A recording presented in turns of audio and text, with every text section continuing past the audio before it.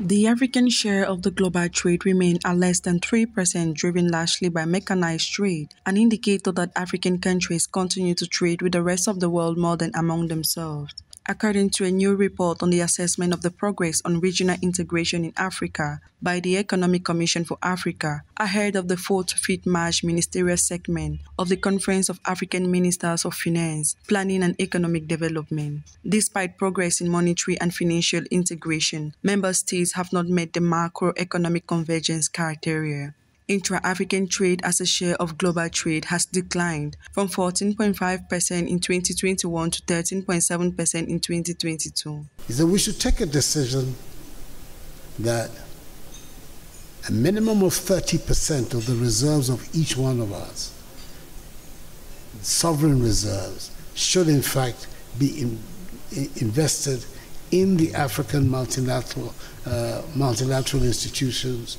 I speak about the ADB, I speak of Afro-Exim Bank, which will strengthen their balance sheets and strengthen their capacity also to facilitate more and more resources for our development.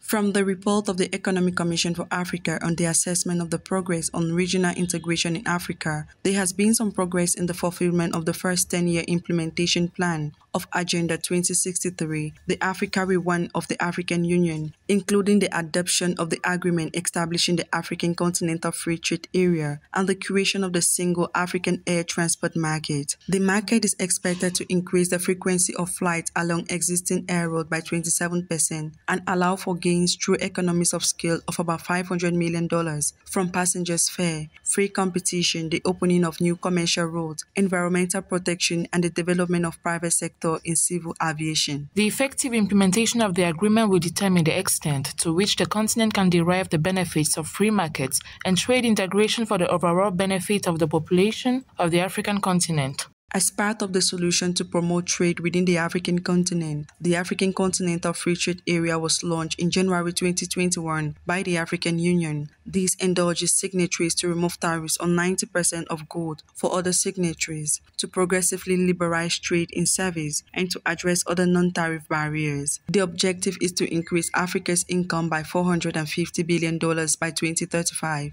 Beyond the policy transformation and reforms, the African Continental Free Trade Area seeks to ensure inclusivity of women and youth, including youth in rural areas, development of small and medium enterprises, and overall industrialization of the continent.